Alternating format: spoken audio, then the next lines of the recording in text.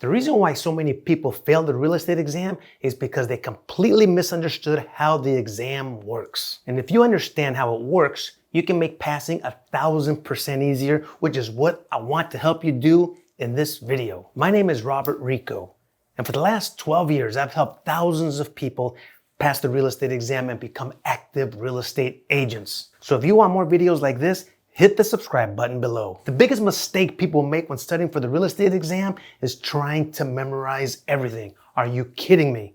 They'll sit there and study vocabulary lists, definitions, and acronyms for hours. There's only so much you could put in your brain. But on the exam, the questions usually aren't asking you to define a word. They're asking you to apply a concept.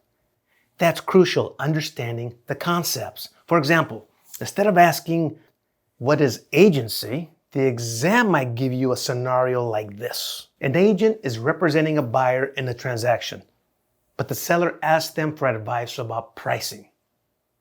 Then the question will ask, what is the agent's duty in this situation? A lot different than what you expected. Now suddenly you're not just remembering a definition, you're making a decision based on the concept. Now you see how important that concept is? Now that's where many people struggle. Another reason people struggle with the exam is the way the questions are written. A lot of exam questions use confusing wording. You'll see things like double negatives. That's tricky. Long scenarios. Answer choices that look almost identical. The goal of these questions isn't to trick you just for the sake of tricking you. The goal is to see if you actually understand the concept, not just recognize a keyword. That's why reading each question carefully is so important. A lot of people miss points simply because they read too fast. So I want you to slow it down. By the way, if you want to practice reading and answering exam-style questions, then grab our exam prep package. You're going to love it. It comes with unlimited practice exams that are designed similarly to what you'll see on the real exam. To get access, click the link below in the descriptions and comments. Another thing that throws people off is questions that include unnecessary information. The fat on the meat.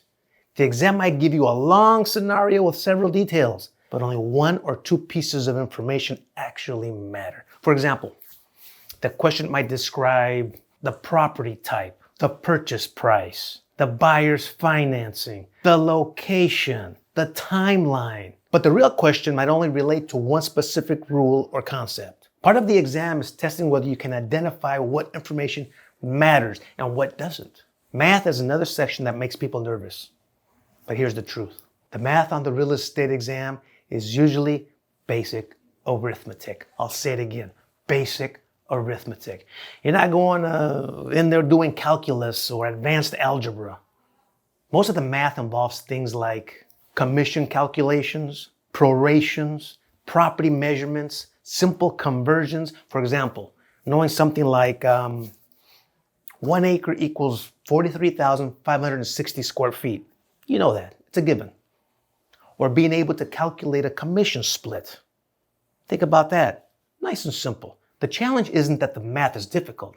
It's that people often panic when they see numbers. Now, here's a quick tip that I want to give you.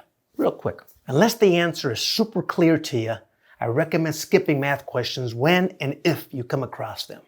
They usually take longer to solve and will slow you down from answering the easy questions on the exam. When you answer all other questions, go back to the math ones. Another reason people struggle is the time pressure. Most real estate exams have somewhere between 100 and 150 questions, and usually you get about 3 to 4 hours to finish. That might sound like plenty of time until you start second guessing yourself. Oh no. A lot of test takers spend too much time on a few difficult questions and then rush through the rest. A better strategy? Answer the easy questions first, then go back and work through the harder ones. Simple as that. Sometimes the hardest part of the exam isn't even the material, it's that pressure.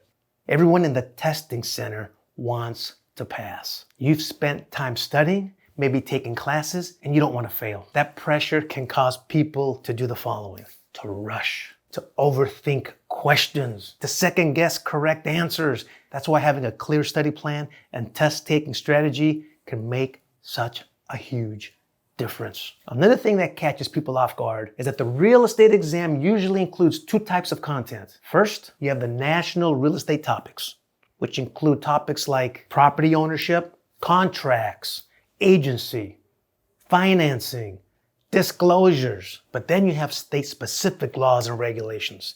That includes things like licensing rules, local disclosures, state regulations.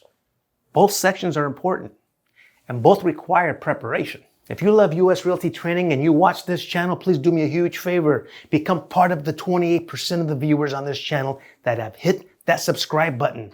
What are you waiting for? It's right there. Go ahead and hit it. Doing so helps us make more great videos like this. See you in the next one.